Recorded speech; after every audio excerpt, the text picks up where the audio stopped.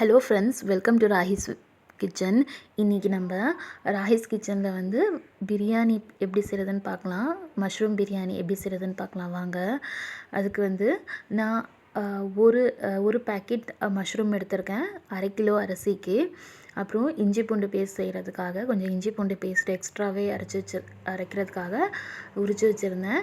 இப்போ வந்து மஷ்ரூம் பிரியாணி எப்படி செய்கிறதுன்னு பார்க்கலாம் வாங்க. அதுக்கு வந்து எண்ணெய் ஆட் பண்ணி நம்ம நார்மலாக போகிற ஸ்பைசஸ் வந்து லவங்கம், பட்டை, ஏலக்காய், அப்புறம் வந்து பிரிஞ்சி இலை போட்டுட்டு நம்ம வந்து வெங்காயத்தை தாளிக்க வேண்டியதுதான். வெங்காயம் நல்லா வந்து கண்ணாடி பதம் வரைக்கும் நம்ம தாளிக்கணும். வெங்காயம் வந்து எப்படி வதக்குறோன்றதுல தான் பிரியாணியோட டேஸ்ட்டே இருக்குது.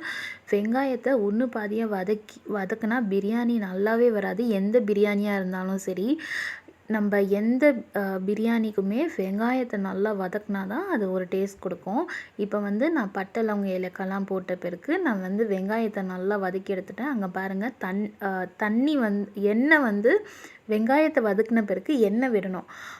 அதுதான் வந்து கரெக்டான கன்சிஸ்டன்சி. இப்போ வந்து நான் வந்து எண்ணெய் விட்ட பிறகு மஷ்ரூம் போட்டேன். மஷ்ரூமில் எப்போவுமே நம்மளுக்கு வந்து போட்ட உடனே உப்பு போட்டு நான் வதக்குறேன்.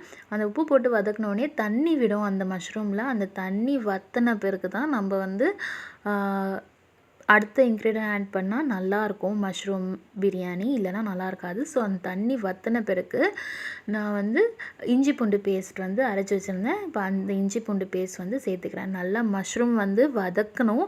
அந்த தண்ணியெல்லாம் வந்து விட்ட பிறகு அது வந்து அந்த தண்ணி எல்லாமே சுருண்டு எண்ணெய் பிரிஞ்சு வரணும். அந்த ஸ்டேஜில் வந்து நீங்கள் வந்து இஞ்சி பூண்டு பேஸ்ட்டை ஆட் பண்ணணும். இஞ்சி பூண்டு பேஸ்ட்டை ஆட் பண்ண பிறகு நம்ம வந்து 3 தக்காளி வந்து கட் பண்ணி வச்சுருந்தேன், கொத்தமல்லி, புதினா, பச்சை மிளகா.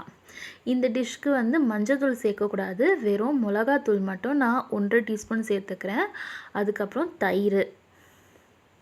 அந்த தயிரை சேர்த்த பிறகு நம்ம நல்லா கலக்கி விட்டு ஒரு கிளாஸ் தண்ணி அளவுக்கு நான் சேர்த்துட்டு, ஒரு பெரிய கிளாஸ் அளவுக்கு தண்ணி சேர்த்து நான் வந்து அந்த மசாலாவை நல்லா வேக விடுறதுக்காக இன்னும் கொஞ்சம் உப்பு ஆட் பண்ணி அடுப்பில் வச்சுட்டேன். ஹை ஃப்ளேமில் தான் வைக்கணும். ஹை ஃப்ளேமில் வச்சு நல்லா அந்த மசாலா வந்து நல்ல கொதி வந்து எண்ணெய் பிரிஞ்சு வரும்.